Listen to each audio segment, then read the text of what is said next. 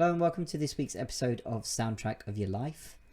What if I was to say to you the song Sweet Child of Mine by Guns N' Roses is a watermelon, or that you might hear colours and see sounds? Now, if you heard that and went, what are you going on about? Then you'll want to tune into this unique episode of Soundtrack Your Life with Nini Castle. Now, Nini is a fellow coach who's in my space and is someone who I've worked with before and has got a real way with words to break down different, unique and complex topics into very digestible and easy to understand terms. And music is no different. She's got a rich history with music in terms of playing an instrument, which you'll actually get to experience on the show, and recording her own stuff. And it made for another hour's worth of great conversation and stories. And you're probably bound to hear something new and learn something from this unique episode. And as I say, you've got a bit of live stuff as well, so something new to enjoy. So if you are new to the show, first of all, welcome. This is a place where you get to share stories about music and moments, people, events, scenarios in your life, interspersing and getting to tell people what that all means to you.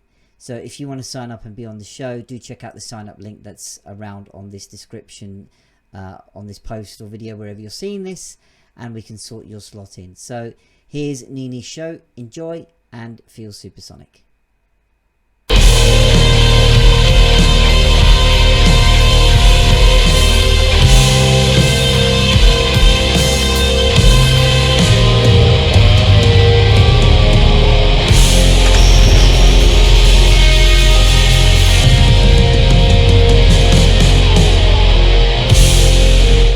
Okay, hello and welcome to this latest episode of Soundtrack of Your Life. You know what this is about, and I'll keep repeating myself, but for those of you new to the show, first of all, welcome. This is the place where you get to share stories about music, so songs, bands, albums, soundtracks, theme tunes, whatever you'd like, and how they've interspersed with people, moments, events, times, scenarios in your life. Because I believe we've all got stories to tell when it comes to that kind of thing, so this is the place to share them. So I'm really excited about this week's show because I've got a very special guest on, Nini Castle, and I want to make sure I get this bit right. So Nini describes herself as someone who helps give back to themselves by finding their inner knowing and divinity. Now, for audience familiar with what I do, etc., you may have seen me do a show, or a few shows I should say, with Nini, and she's got a brilliant way with words to break down complex topics and ideas into very relatable and understandable bits of info and stuff to help us. And when we spoke about being on the show, you know, it was obvious that music's been a key part of her life, and that's what we want to explore in this episode. So Nini, welcome to the show. Hey, nice to be here. Thank you for having me. Pleasure. So I guess the first place we might want to start is we've been talking off air previously about how you view things in general, not just music. Do you want to start with sharing about how you started off by seeing, or how I guess you formed your interpretation of music in whatever form? You know, it's very interesting because this is one of those things, I was born with it, and I'm sure it goes way beyond that because these, you know, you can't just, I don't think it just starts with birth. I think it's a whole timeline phenomenon. But anyways, my mom says when she was pregnant with me, she went to many concerts, and when she would listen to Elton John, Burn Down the Mission, that song in specific, I would dance. Now, he is one of my favorite artists. I call him my piano teacher because he's really the one I modeled after. And, you know, to this day, I can't say Burn Down the Mission is my favorite song from Elton John, but I really like it, and I really like all his work. So all the things I could never communicate when I was younger, and yeah, even being really good with words, even being super articulate, there's only so much you can really say. So what I couldn't say with words, what I couldn't unpack, communicate, express, I was able to with music. So I remember being just 2 years old, and the piano wasn't even at my house at that point. It was in my grandmother's house. I couldn't even reach the key. I couldn't even reach the keys, but I knew from listening, I put my ear to it, and the sound, this sound, which is the C below middle C, or, you know, it's a man's middle C, was my favorite sound in the entire world. I would put my ears to the piano, I would hear it, and that was it. I knew where I was, and then from that, I could navigate everywhere else, even if I couldn't see the keys. So it was just a very exciting experience. And that was the thing. I went to my grandmother's house, ran to the piano. That was it. She'd laugh. My mom would say, well, say hi. I didn't want to say hi. I wanted to go to the piano. That was it. I love that. I mean, I think it's a very clear example of, like, our first experience of something, right? When, um, I guess people have the idea that as children we're like a sponge. We absorb all sorts around us. And when we hone in on something, it's like, okay, that both seems interesting and I want to know more about it. That transfixed look or feeling, like, at a child house or someone that's like, wow, what's going on here? And I love the way you articulated that it was an instant thing and a repetitive thing. You wouldn't mind, like, and this is the thing, that the beauty, I think, of both our childhood and what we see today. It's like, it doesn't, like, when children aren't concerned with what's going on around them, they just know, right, I like that thing, that's what I'm going to go for. It doesn't matter who's around us.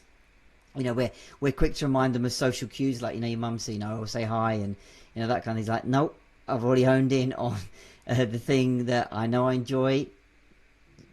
Sod the rest of you, for a start, right? And it's brilliant the way you said that. You don't feel like you're born with it. This is even pre-birth, that you could feel, experience music, like Elton John and those kind of songs and things like that. But before you were born, and that's a real kind of, that's, for people that may have seen the promo to the show, I did mention this would be a unique episode. I mean, you've heard it already, right? You've heard there's a piano involved, so that's different for a start.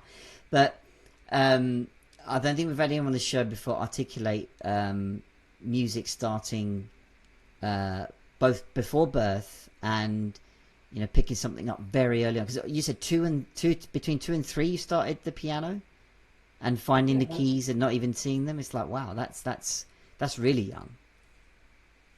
Yeah, absolutely. And I'll tell you, just this is topic for another show, but I do have memories of my other lifetimes. People call them past lives. I'm going to call them parallel lives, because there is no time. And I know people say that and it sounds like a bunch of fluff, but I will tell you, from having experienced it, it is very, very true. It's like when you're dreaming and you're at your friend's house, but you're also at like your prayer house and then your parents' house all at the same time. And you're 15 years old and 30 years old, and then you're a baby all at the same time. Like, this is how this works. And I remember the lifetime where I actually gave up music because someone shamed me. And I just did my own personal regression where I recovered that memory, and I actually played the song that I had discovered in that lifetime that I was afraid to listen to in this one. When I uncovered that memory, I sat down, I played the song, and I just said to my inner self, my interdimensional self, it isn't dangerous. This isn't dangerous. So I truly believe in this lifetime, as a human, I came to really reclaim, they say, like, reclaim your power. Like, what does that mean? To really reclaim not just physical results or tangible things, but to really reclaim a sense of self as a physical being and as a divine being. And they're both important. The physicality, music is a physical thing in the sense there's an instrument involved, or your voice, but it's also a beyond physical, because what I can express in music far supersedes what I can tell you with words. That's a great point. I think we all resonate with that last line there, especially if we, without knowing it, I guess consciously or actively thinking about it, we hone in on music that resonates or speaks to an emotion, whatever we're feeling at the time. And how often have we used the example of almost utilizing songs as a cathartic process to help process emotion. You think of things like heartbreak or the other extreme of love, or that sense of vengeance or sadness, or whatever, I guess, emotion that we can't feel we can verbally express, or even we hear it expressed by somebody else going, that's what it is. And it doesn't have to be something we consciously look for. It just happens to appear in our YouTube playlist or Spotify playlist, or a recommendation from somebody or something on the radio, but ourselves will tune in going, that's what it is. As a quick example, I was watching the film The Equalizer a couple of weeks ago, and there's this brilliant motif on piano, actually, in the film towards the end, and I thought, wow, that's a really brilliant piece of music. Very basic, nothing like complex in it, composition wise, but it really honed in on both what was going on in the film, and it really struck something with me. And when I looked up the soundtrack after watching it, I found out it wasn't on the official soundtrack, but it was made for the film by a composer, and the title of the song or piece was Vengeance. And it's like, wow. I don't know why it struck a chord with me, but it was something very visceral and raw about it. But yeah, to highlight exactly what you were saying, if like music seems to have that different language other than our verbal communication skills to pinpoint in on what we're feeling. Like, do you have any examples yourself of like how certain emotions linked to certain songs or bands or tracks or albums or whatever for you? Oh, absolutely. And I've always been very, very much into the melody and the harmony. Some people are into the beat, but it's the melody and the harmony. Like that's the flavor. That's like the juice of it. And the beat is okay, but to me, it's very secondary. So I really resonate. Like I can hear a melody and I can hear like the angels singing. Like there was a song that I actually composed when I was 19 years old, and it was a very sad song. And I remember when I composed it, I was talking to I was feeling into a couple of people, and when I had recorded it and listened to it play back, I literally heard angels crying in the background. So I can play a segment of it because it's Please, like yeah, that'd be great. Yeah, when I first played it, it was like, okay, I wrote this song, but then like when I recorded it and played it back, I was like, oh wow.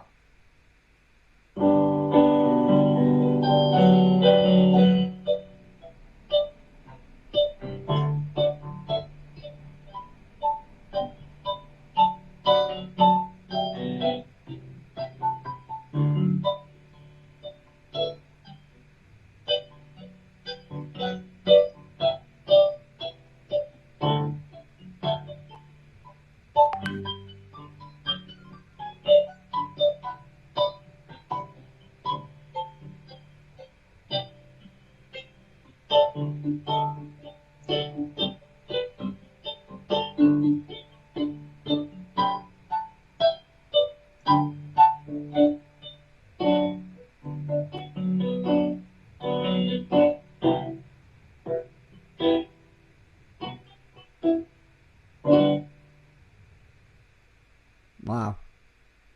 And I remember like when that was over, because there were two people I had in mind who really hurt me very badly. And the sad thing is, they had no idea how painful their actions were. And they would just blindly do it again to somebody else at any time, not even knowing that's like, you just destroyed an entire universe of love by being so cold. And I knew in my heart, like if I were to try to express this to them, they would look at me and say, like, just get over it.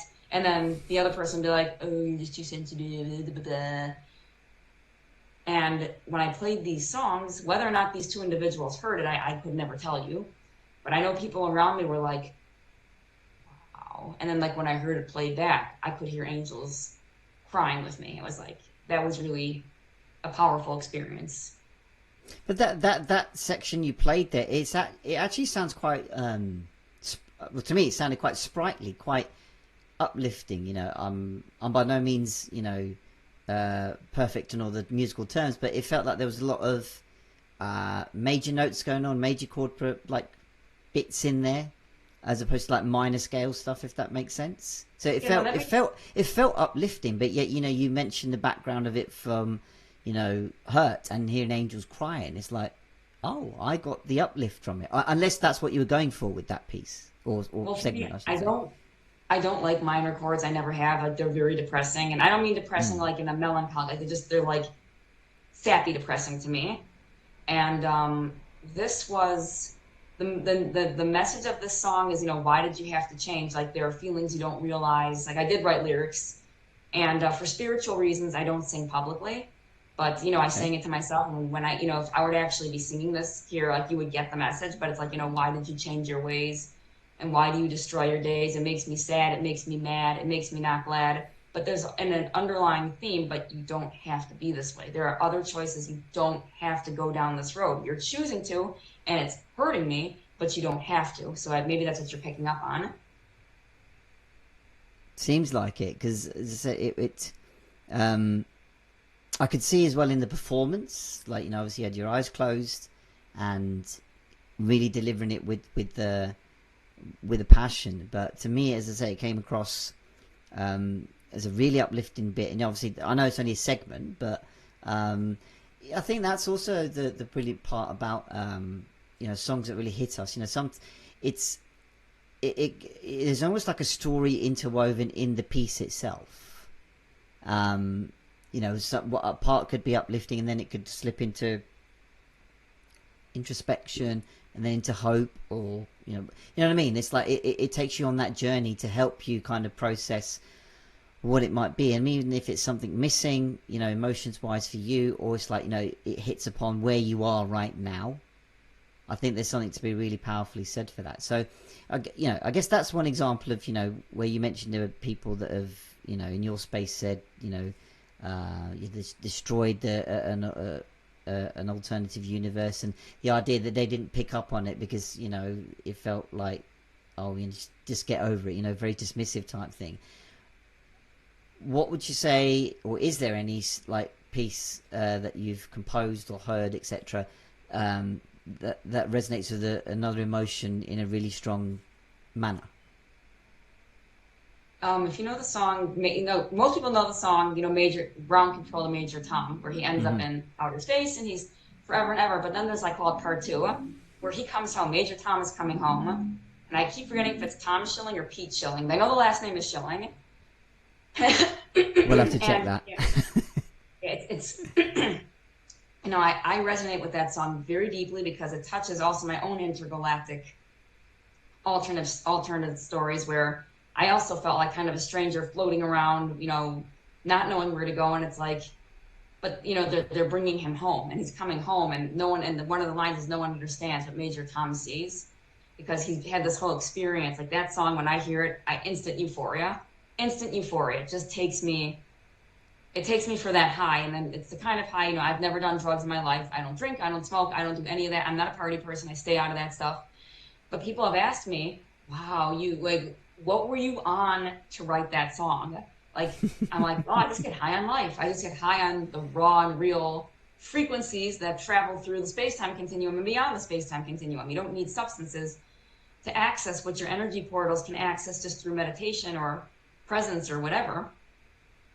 It's quite funny how people just jump to that almost conclusion in the question, isn't it? Oh, you must have taken something to produce this kind of material or story behind it. It's like, as you said, like, no, it can just be your own experiences sometimes. Sometimes they're their own emotive power, right? And it doesn't have to mean that you've, you know, had something or in the midst of something else. You know, you may see that sort of from other people. You know, many an artist said, you know, I wrote that when I had a few bottles of whatever, or, you know, and then, you know, when they're asked about, you know, how did you create it, and whether they're like, I can't remember, you know, it's just in a haze and I wrote it, and it's like suddenly millions of people are on board with it. But you know, you're right, like, you know, sometimes these things are just, it's an expression of your experiences, right? You know, whether that's a story or whether it's a piece you're writing or this kind of thing. Would you say there's any, like you mentioned, you know, Ground Control to Major Tom, are there any like bands or genres that speak to you more so than others? I love classic rock, like from the 60s, 70s, 80s. Oh, nice. So like I mentioned Elton John, I love Boston. I like Fleetwood Mac a lot. You know, I go through phases. Sometimes I like certain bands. Sometimes I like a song from a band. Like I like, you know, by Scandal, Goodbye to You. Sometimes when it's just, I want to say, well, screw, goodbye to you. Blech, get out of here, you know? And the song, you know, she says, you know, in the heart, and my heart can't stand the strain. It's, ooh, and you feel the music. You watch as she's playing. I like the song Dancing Queen a lot. I like the song, I like the Beatles. You know, I'm not much of a modern person, but I have to say, I think Taylor Swift I know she's got kind of a controversial rap, but you know, if this woman's a billionaire and she's got a PhD and she's playing her own songs with her own instruments, I think people really need to stop bashing her, you know, and just admit that this woman must be doing something correctly if she's so abundant in so many areas. Good luck doesn't just fall on you. It doesn't work that way. People like to tell you it does, but it doesn't. I think there needs to be some appreciation to the work that the person is putting in. And like, so I definitely, it's the classic rock. I certainly do not like, you know, angry music that resonate. And I know with me, one person played a really angry song, and sometimes they'll have that guttural, like they'll start shrieking and screaming into the microphone. Like I've electrically short circuited when that's happened. You know, I've had cramps running through my body. I've touched machines and made them stop working. It's like, okay, let's not do that. That doesn't work. So for me, it's really a very powerful thing. And obviously, if someone really resonates with that music and that's, you know, that's where they're at, then that can be very healing to them. But it is not for me. So it just, you know, it works. What can be very good, what can be medicinal, can also be dangerous if it's not used, you know, in the proper way for yourself. Now, well put. As you said, to each their own. You know, if that's the kind of thing people are into, and it can be quite powerful. But you know, there is, as with anything, it's balance, right? You know, we've got to make sure that it's not a substitute for something else, and what have you. You mentioned Taylor Swift then, and you're right. It's an interesting one because you know, there's a lot being made of a massive tour going on at the moment. You know, she's in England at the moment, so there's a lot of coverage about you know, where she is in the latest tour. She just did I think Edinburgh recently, and last week she's in Liverpool, and then coming up to, you know, a long stint in London at Wembley. Why do you think she received such a bad rap from people? I think honestly, I think people are jealous, and Uh-huh. it's harder to own. Instead of saying, you know, wow, I really wish I could be more like her. I really wish I could, not to be like her, but I really wish I could do that with myself. I really wish I could make those massive leaps. It's instead of owning and admitting that, wow, this is a struggle for me, it's much easier to villainize her and say, well, you can't be beautiful and smart and rich at the same time. She's bad. She's wrong. She's, you know, a dishonest person. She's a this and a that and a that and a this and all these things. And none of that's true. And it's not fair. And believe me, like there are plenty of trashy people out there in the world. And I don't believe in gossip. Like, let people leave them alone. But like to sit there and slander someone when it's not true, like that's just not fair and it's not right. And I really feel that if someone's feeling sad that maybe, oh, well, how come I don't get all the pot of good luck or whatever? Maybe search your heart and look inside and say, you know, are you really in alignment? Like, is it really about, like I said in the beginning of the show, fame and fortune, glitz and glamour, or is it about an expression? And I really feel music is an expression. It's like, I had a song that I started composing when I was 10 years old, and I can play a part of that too. And Please. I didn't finish it till 11 years later because I felt it in my bones, but I didn't know where to go with it. So this is what I had written when I was 10. Okay.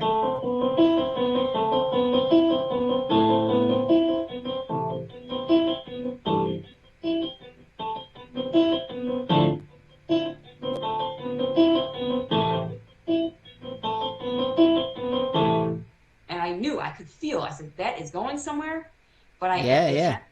can't, I didn't know where else to take it. But then it came up when I was, you know, 21, and I was putting together my second CD that I had recorded, and the song just came to me. And, you know, I'll play parts of it, but what it developed into.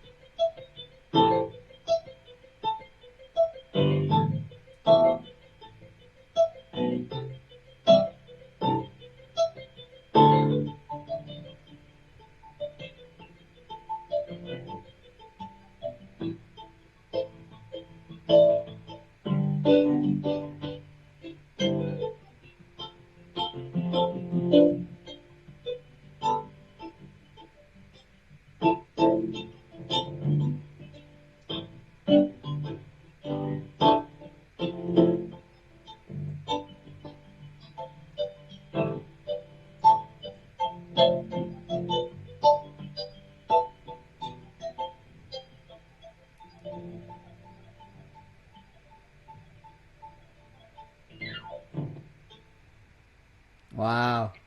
I That's could just a def- piece of it, but it just but keeps building. Like, that's it! but you could see yourself like really getting into it. And you know, for those that are listening, it's worth checking out the video version of this just for that moment, because you could you know those people you see perform on television or in concerts, you know, when everything else is shut off around them. It's like what we were saying, you know, your 2-year-old example where sort of everything else, I'm going for that piano. And you know, when there's a musician that's just in tune with their voice, their instrument, all this kind of thing, you could really see it for yourself just then.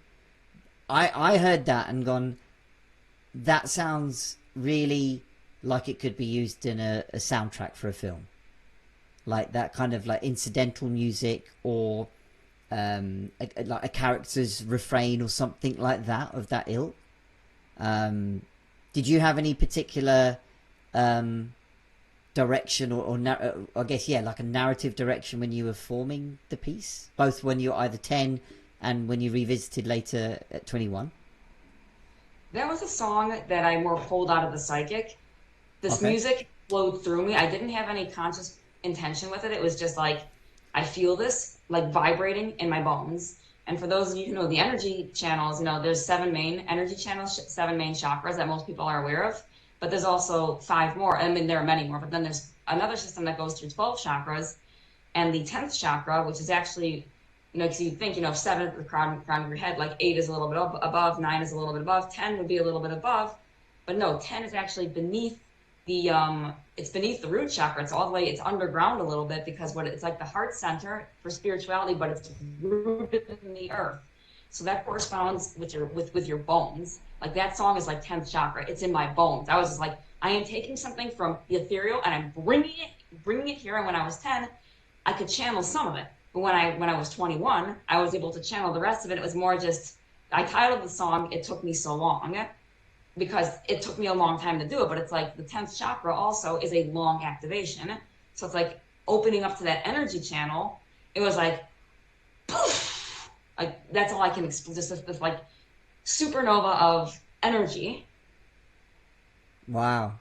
And that wasn't a conscious decision at 21 to go, right, oh, remember that song from 10 years ago, I'm going to do something with it. It just came to you just like that.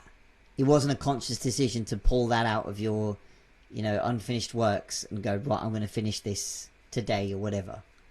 No, just, it's like, you know, I thought about it because I was writing, like, at that point, I was writing so much music. So that song, like, oh, yeah, this song.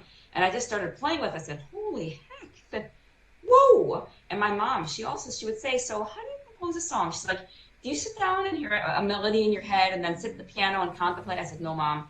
I said, I have this feeling, and it's not in music. It's just this, like, you know, like this aha moment, which they say, like, right brain gestalt, like this aha moment.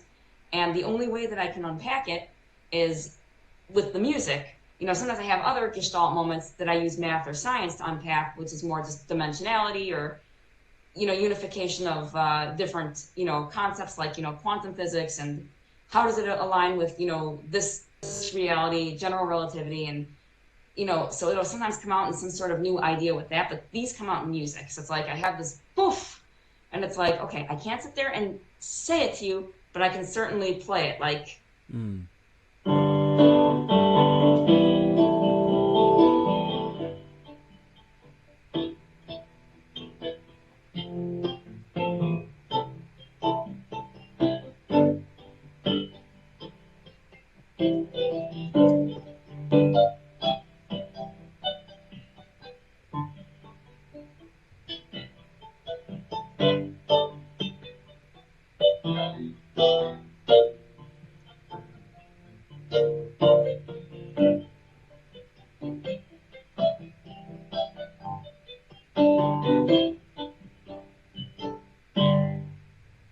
And that song just, it develops. It's like, that's like a 7-minute song that I composed. Right. And there's so many different parts to it because it's more, again, I wasn't really thinking. It just, I started playing it. And my brother was like, what song is that? And honestly, I was literally just doodling. Like, you know how you doodle on paper? I was doodling. And I was just going, oh yeah. And he was like, I like that. So I kept going with it, kind of like, you know, you free associate with a thought. So I free associated with my hands and I had this whole thing. And he's like, what was that? And I said, I just made it up. He goes, right, Nini, you just made that up. And I said, yeah. And he goes, sure. And I said, I did. And he's like, right. And I'm like, I really did. Then he goes, okay, I guess I shouldn't be surprised. Well, I think that might be indicative of what people heard of like flow state. The idea that there's a little bit of suspension of logic or process because you're just in that moment. It's indicative in the term, right? Flow state, where an idea comes to fruition and you're giving that time and space to let it expand, rather than like going, oh, I must remember that good idea or great bit later on, and then invariably you go forget about it.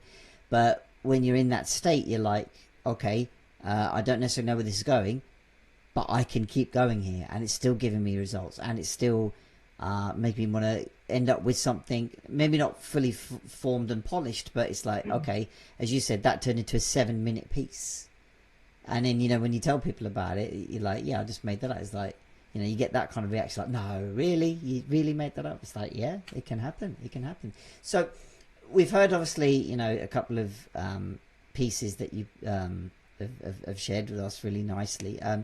Do lyrics play a part as well? You mentioned that you write songs that come into your energy space. Do words come along in that space to add to that music and melody?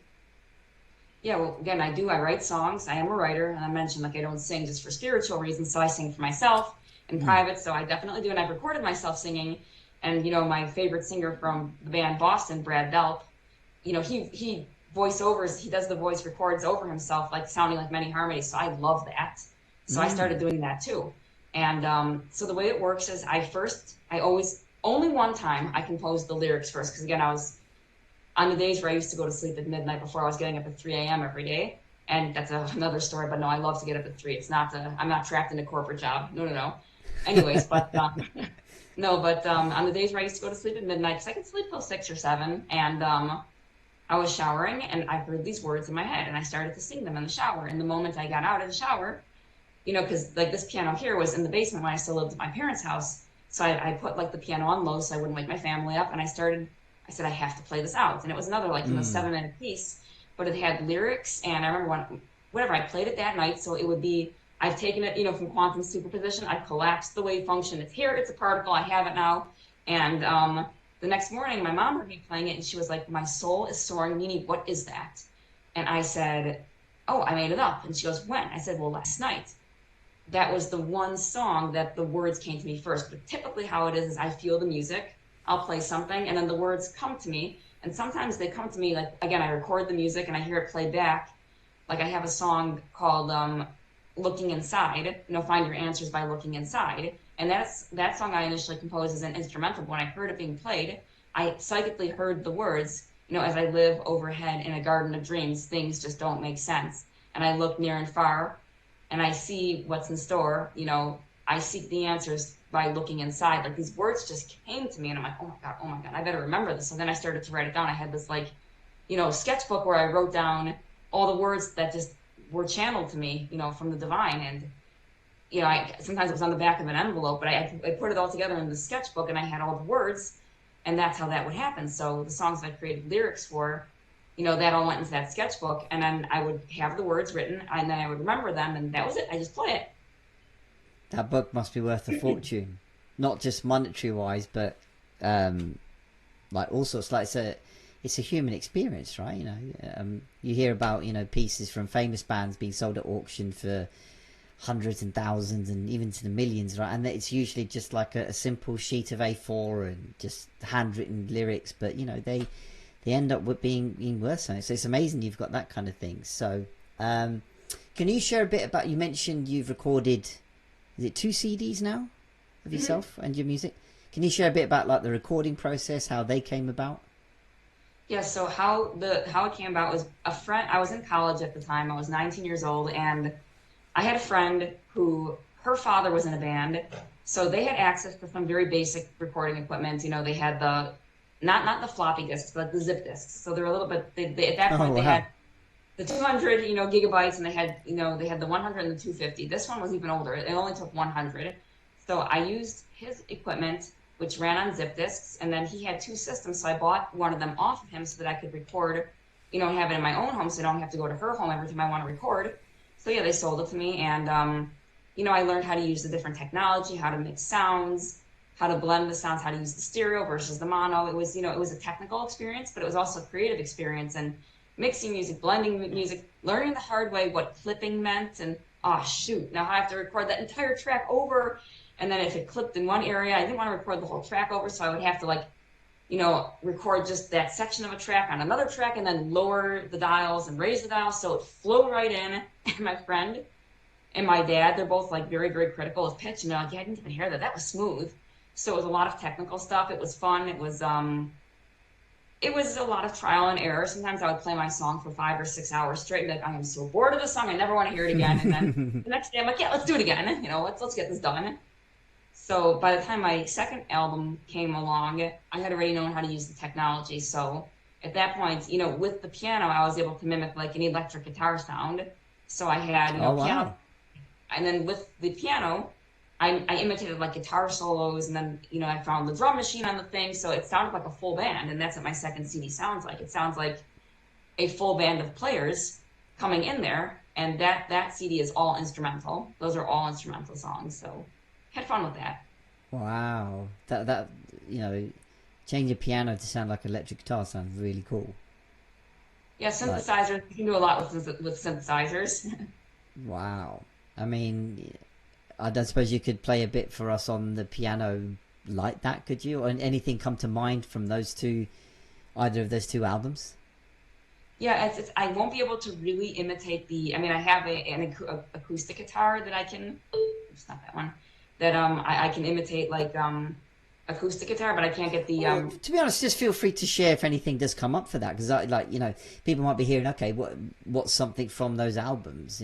I don't believe, are they on sale anymore? Like, can people hear them anywhere? Because I know we were trying to get that. Yeah, Um, right now I have them on a hard CD, and I just wasn't able to convert them over, so I haven't sold one in quite a while. But I can play the first. This is more of a fun song that it was okay. more again like a doodling song, and it's the first song on the second album that I called Just Thinking. Actually, my mom came up with the title because I was just standing there. She goes, Nini, what are you doing? And I'm like, just thinking. And she goes, oh, that should be the name of your second CD. And I said, good idea. That Gotta is a love good them. idea. Good. Well done, mum. Well done, mum. Very, Yeah, so very, the song very good idea.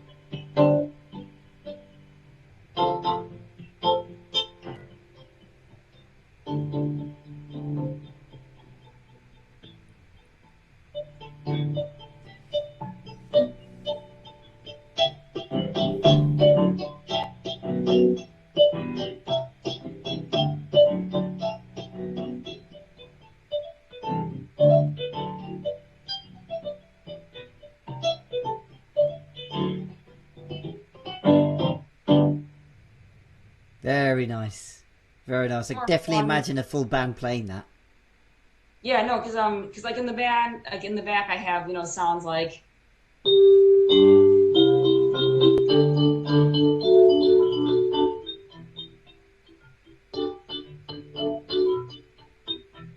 and then maybe.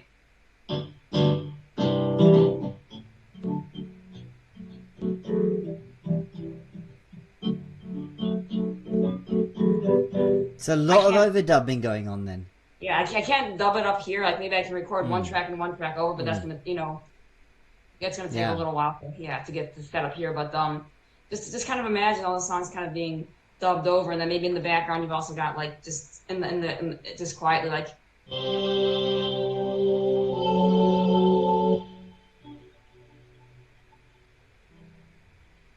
And then at the same time, you know, you don't want to add too much layers, or too many layers, because then it gets too overwhelming. So it's sort of like, you know, it'll be the first time, then you add one layer and you add another and you add another, and then you take one away each time subsequently, and you have this sort of like oscillating Yeah, build, and yeah, yeah, yeah.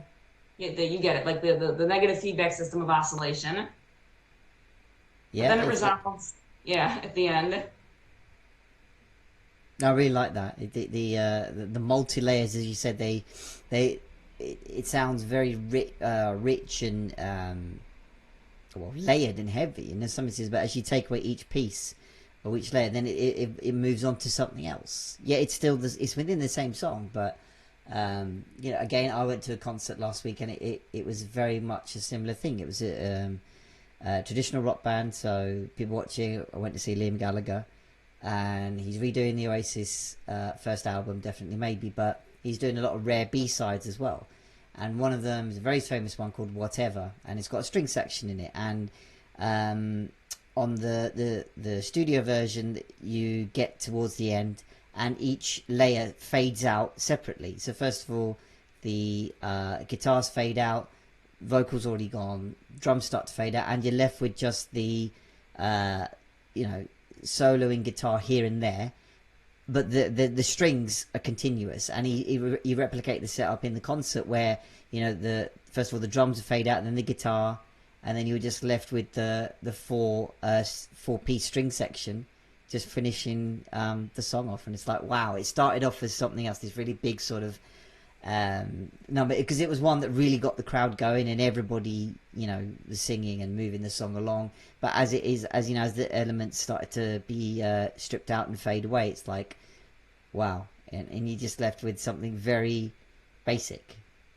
And it was a very, very great experience there. But I could tell that the same with your piece there, you know, the multi different levels and layers you shown there.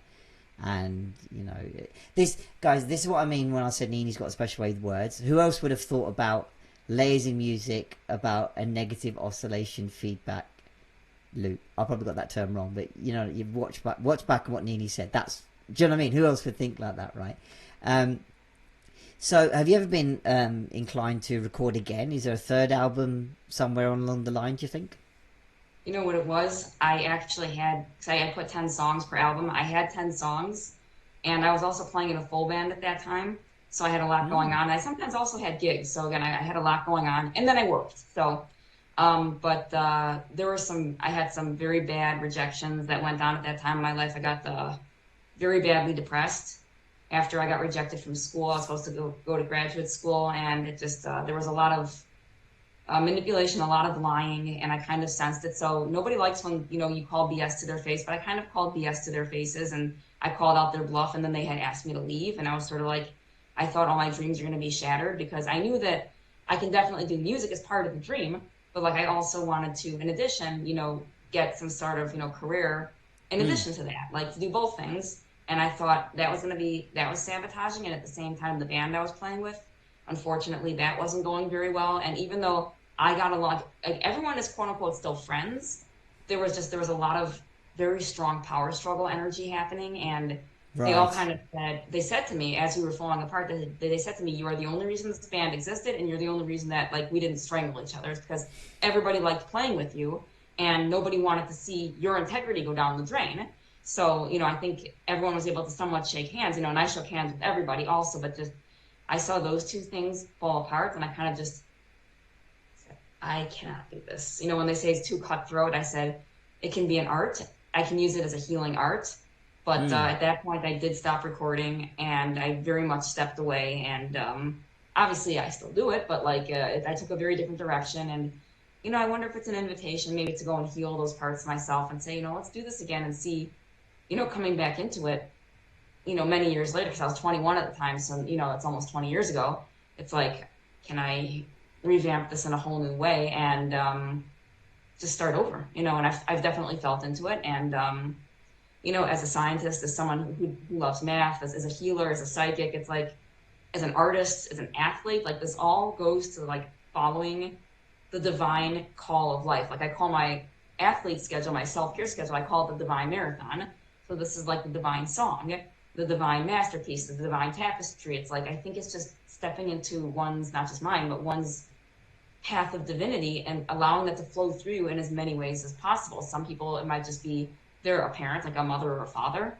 Some people, they're a teacher, and some people have many, many ways to express it. And I think every way really deserves to be expressed. And it gives me an invitation to kind of revisit some of the stuff again.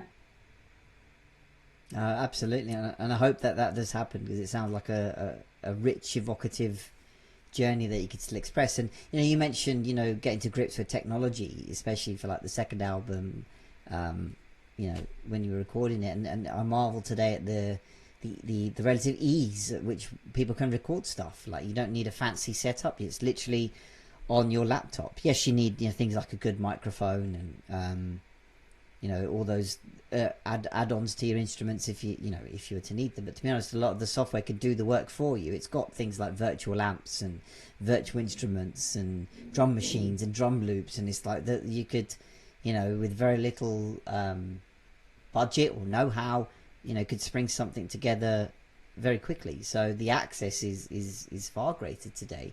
I'm interested in asking if you've got any musical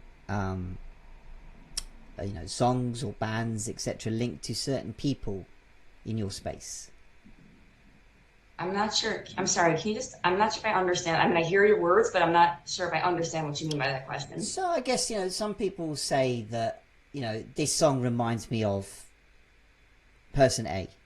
And then this album is closely linked to person B because we shared an experience, like, say, I don't know, a holiday, or this was my song at college. Very people related things or stories. So have you got something similar?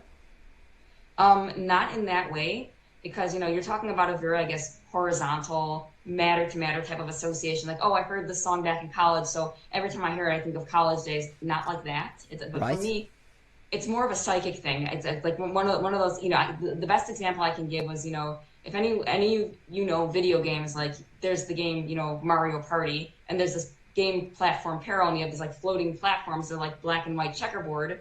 And they're floating, you jump from one to the next, to the next, to the next. And my little brother was 4 years old at the time. So, he saw it, and he didn't know the name was Platform Peril. So he was like, can I play the kitchen floor jump? And everyone's like, the kitchen floor jump, brilliant.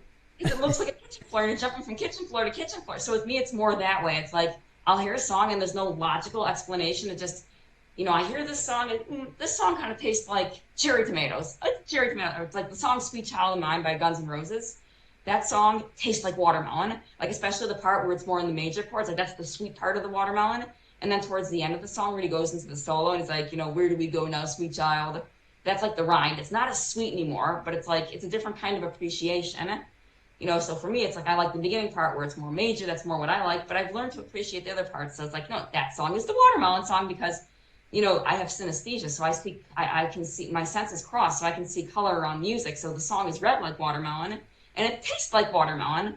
So I kind of have that experience with music. It's That's brilliant. I mean, experience. I think I found my tagline for the show. Sweet Child of Mine is a watermelon, and okay, I could do that that. Works. Have you got any other examples like that? You mentioned synesthesia. I think that's a great thing to explore, like for people that are new to this, they've got a great example already, but it's like, have you got more like that? Well, it's synesthesia, it's the crossing over of senses. So it's like, it's even with letters. Like if I see, like right now, here in the United States, it's 4:25 p.m. So I'm looking at the white numbers displayed, but I see that they're white, but like 4 is pink and the 2 is yellow and the 5 is purple. So if I hear, like the song More Than a Feeling, that song is red. If I hear the song, let's say, Saturday Night's All Right for Fighting by Elton John, it's a different kind of red. They're both red, but they're very different. And, a lot of the songs I play are blue. So let's say I play, like, I composed the song Stay On. And this song had more intentionality. This song I actually sat there and said, I'm sick of the world telling me to grow up. So I composed this song.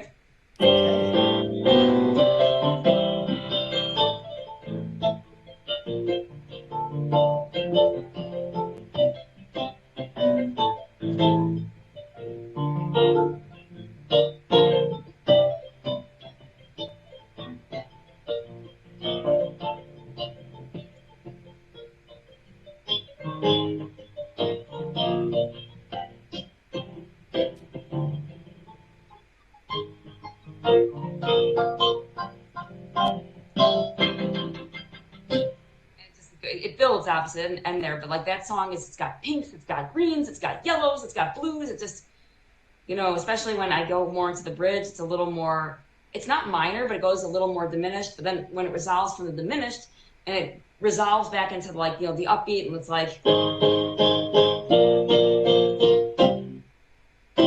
this poof, so that's where it feels like it reaches a crescendo almost. Yeah, it's a Christian. That's how you would describe it, like as far as technical terms, but like to the synesthesia, to the colors that I see, or to the overcrossing of the senses. It's like, it's like looking at a kaleidoscope. It's like, if anyone remembers the old Windows Media Player, and you put like the song on, and you'd see like the little ball. There's a flashback and a half. Yeah, it's like, it's like this, again, I've never done drugs, but it's like psychedelics, but like, I just see it every time. And and I was born with it, so I'm used to it.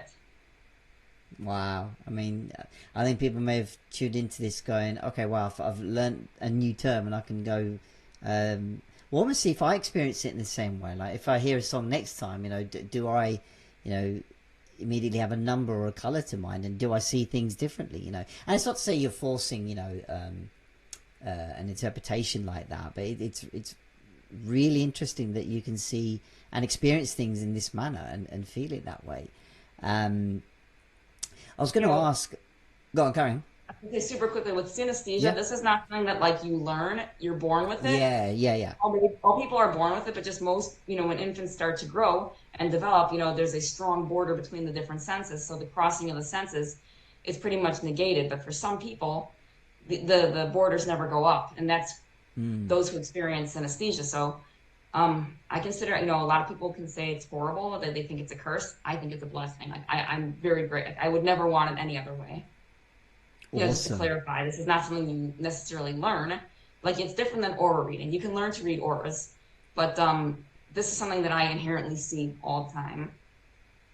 No, I fully appreciate that, and I get that it's something you it's not really something you learn. But I wonder if people watch this may even almost catch themselves if they've experienced it before, because you're right, like you mentioned the whole horizontal timeline before, like one person's experience you relate to on that kind of level, but maybe people have experienced a song, an album, whatever it might be, and there is that element in there of seeing things in a, as you said, sometimes you hear colors or you see sounds, that kind of language and stuff, where our logic part going, no, let me sort that out type thing. And it might just cue into people like, okay, I may see that, but as you say, it's not something you learn or pick up, and it's not like a skill in that regard. But I wanted to just conscious of time, I wanted to also ask, like, have there ever been like albums or songs, etc., that you felt that like that feels like it came from a similar space to you, like it was from the bones of somebody rather than like an articulated songwriting process? Or put it another way, are there songs or albums you feel you wish you had written?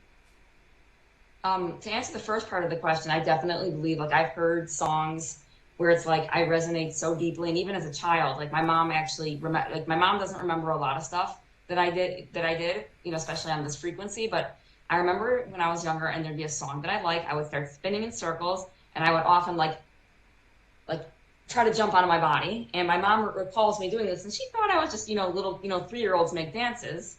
But I remember, because I resonated so deeply with the artist, I could feel his or her message so deeply. I couldn't articulate it, but like I felt them soul to soul, which again, it transcends space and time. It's non-local. It's instantaneous, like clear cognizance, which is another word for like more telepathic knowing. And I could feel it. And so as far as that's concerned, yeah, those were the people that I resonated very strongly with, usually for positive. And if it was negative, I would shut it off after like 3 seconds. Like I'm going to short circuit. I'm going to end up blowing up a light bulb or something. Oh, okay. But as far as an album that someone else had written, I never felt I wish I would have written that album. I was celebrating that they wrote it and that I had the gift to listen to it. I never felt like, oh, why couldn't I have written that? It was always like, I celebrated Elton John, and I call him my piano teacher. I celebrated Brad Delp of Boston. I call him my singing teacher, because he's who really influenced me with vocals. And then I celebrate like John Lennon, because I just think he's a genius when it comes to music, even though he certainly doesn't play my favorite songs, except for Imagine. I love that song. But I just feel overall the man is a genius, and I feel like they were my most influential. You know, someone from being a self-taught musician, I feel like those were my most influential teachers. That's awesome, and I can wholly resonate with a couple of people that you mentioned there, and also that sense that almost when you were describing yourself spinning, it almost felt like it felt like a sense of euphoria, and that joy, you know, that something. So it's something you've tuned into. It's only you. It's your own experience. You know, it's not a shared, a collective. You know, everybody else around you probably wasn't feeling the same kind of thing or expressing it in the same way. But it's that it feels like that instant personal connection. You know, and you mentioned it goes beyond the time and space continuum that we're thinking of, and it's like a soul sort of based connection. And I think that's a really nice way to put that, because I think we all feel that. I think, you know, you're right, sometimes we struggle to articulate that in words, especially when we converse it with other people, maybe, that, like, you know, what is it about a song.